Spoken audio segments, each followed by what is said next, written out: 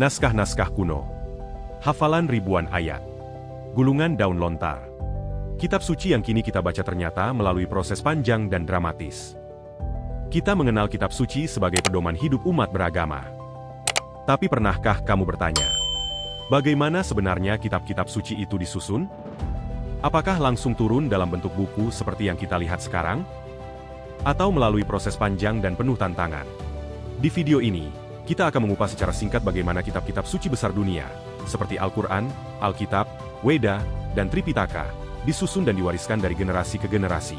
Sebagian besar kitab suci tidak langsung ditulis. Ajaran agama pada masa awal lebih sering disampaikan secara lisan, dari guru ke murid, dari nabi ke pengikutnya. Contohnya, Al-Quran di masa Nabi Muhammad disampaikan lewat hafalan. Begitu pula dengan Weda dalam agama Hindu, yang diwariskan lewat hafalan rumit oleh para Brahmana selama ratusan tahun. Tradisi lisan dianggap suci dan sangat dihormati, tapi juga punya risiko hilang, salah ingat, atau berubah. Seiring waktu, ajaran-ajaran ini mulai ditulis agar tidak hilang. Inilah yang disebut sebagai proses kodifikasi.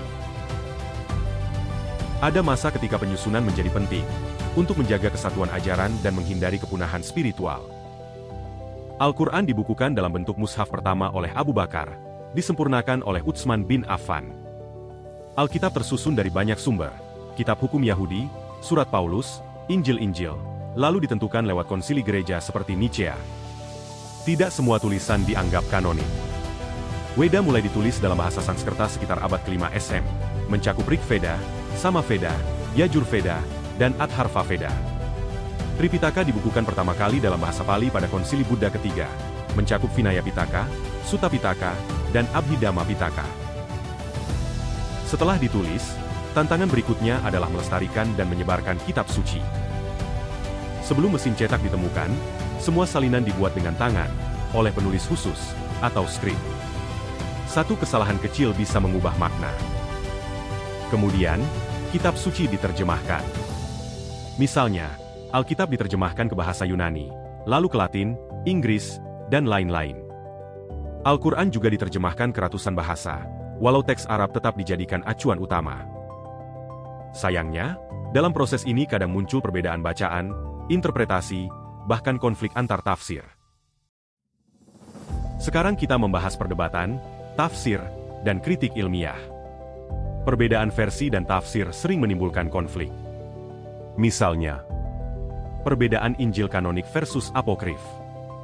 Qiraat dalam bacaan Al-Quran. Sekte Veda versus reformis atau Brahmo Samaj, Arya Samaj.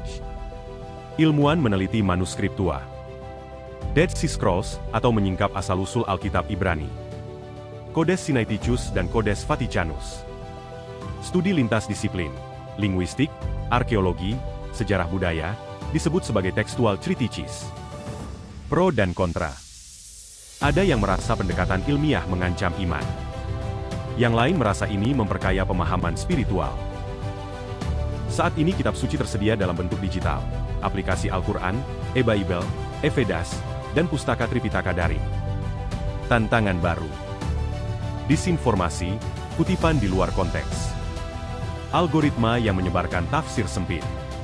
Tapi juga peluang. Akses mudah. Studi perbandingan, dialog antar agama. Kitab suci bukan sekedar teks. Ia adalah warisan spiritual, sejarah manusia, dan sumber nilai hidup. Meskipun disusun oleh manusia dalam konteks sejarah dan budaya, umat beragama meyakininya sebagai wahyu dari Tuhan.